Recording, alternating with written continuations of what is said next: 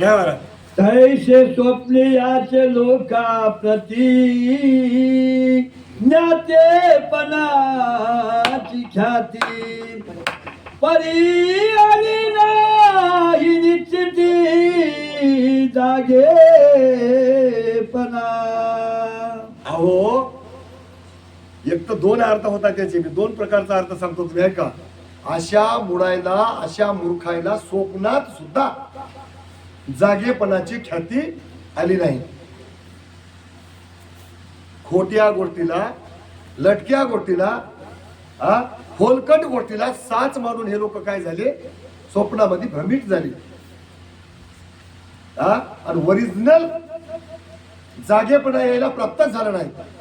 तुम्हाला एक चांगली गोष्ट सांगतो ऐका. आता आपण जागे आहो की झोपेत नाही की? पण खरं सांगा बरं, आपण जागे झाले का? आपण झोपेतून उठल्या का? अहो जेवायला, नाश्त्याला, आंघोळी करायला, अवकाळ चौकाळ बोलायला, ह्या सगळ्या गोष्टीच्या ठिकाणी आपण जागे आहोत. संसारामध्ये 2 रुपयाचा तोटा झाला की कळते, 5 रुपयाचा फायदा झाला की कळते. इथं जागे आहो. आता तुम्हाला महत्वाची गोष्ट सांगालो. आजपर्यंत आता आपण जित्तापूर मध्ये आहो ना, अकोला जिल्ह्यातले, बरोबर आहे ना? मग या सप्त्यामध्ये येण्याच्या आधी आपण जन्मलेल्या तारखेपासून कालच्या दिवसापासून आपला विषय परमार्थामध्ये किती गेलं आणि प्रपंचात किती गेलं, नामस्मरणात किती गेलं, आणि फोलकट गोष्टी बोलण्यामध्ये किती गेलं, याचा काय हिशोब आहे का आपल्यापाशी?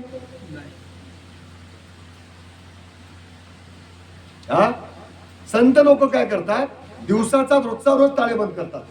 कालचा दिवस कसा गेला आणि आजचा दिवस कसा जाईल याला चिंता राहते. काल नामस्मरण किती झालं, परोपकार किती झाला आणि आज किती होईल, आणि यदा कदाचित जर त्याच्यामध्ये काय अडथळा आला, लक्षात आलं की त्याला विष पिल्यासारखं वाटते. आळस जांभळी खोकला आला आणि तेवढाच वेळ वाया गेला.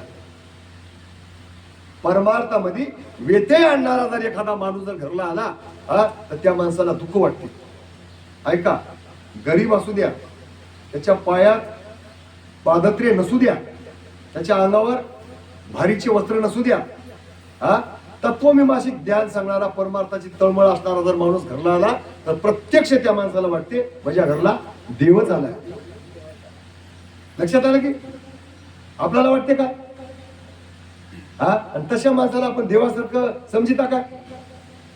आपल्याला तर छटफट दिसणारे, गाडी घोडीत फिरणारे, हातामध्ये अंगठ्यान गळ्यात लाकीट घालून फिरणाऱ्याची जोडे उचलायची नाही सवय.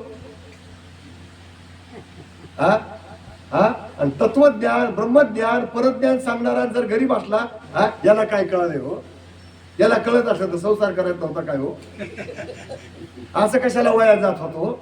उकरू उकरू निंदा करायची आपल्याला भलती सवय.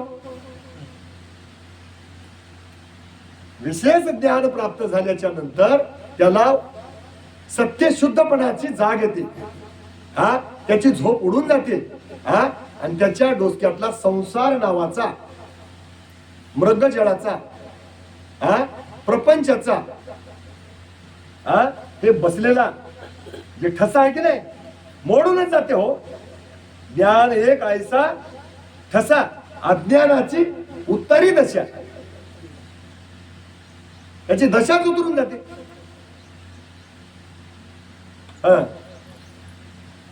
जया होता ज्ञान प्राप्ती,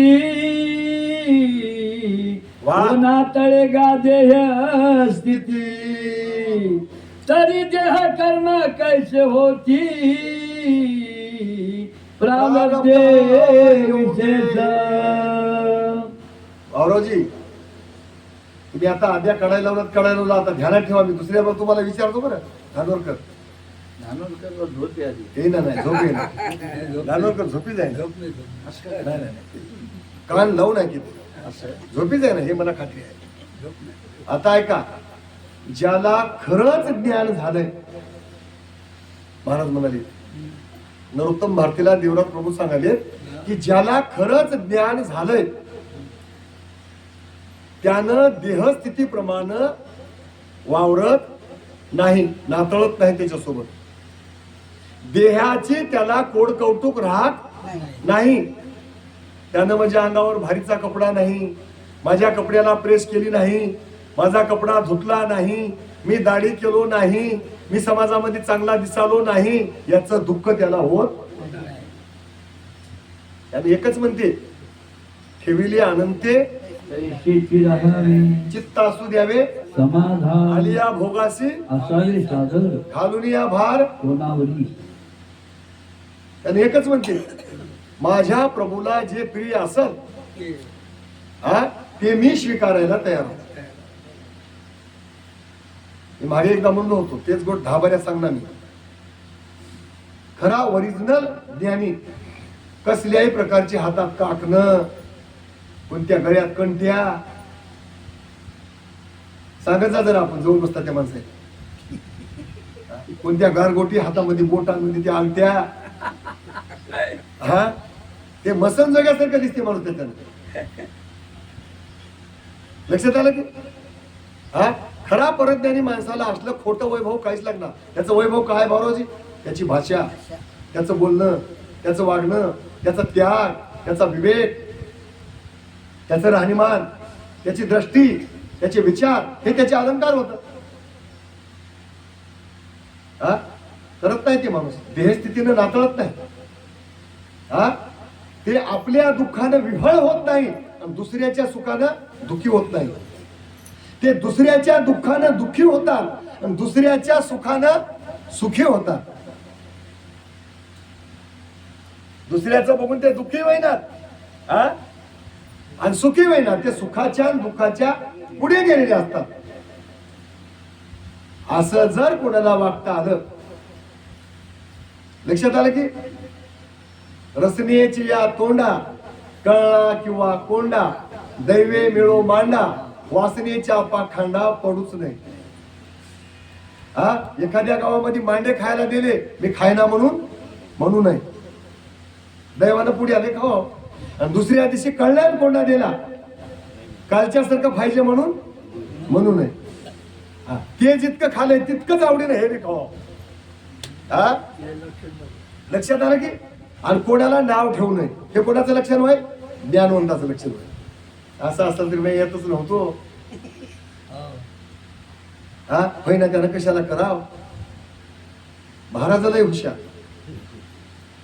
एखादा गरीब अरुण सारखा, अरुण गरीब राहिला नाही पण आपलं माणूस बरोबर आलो.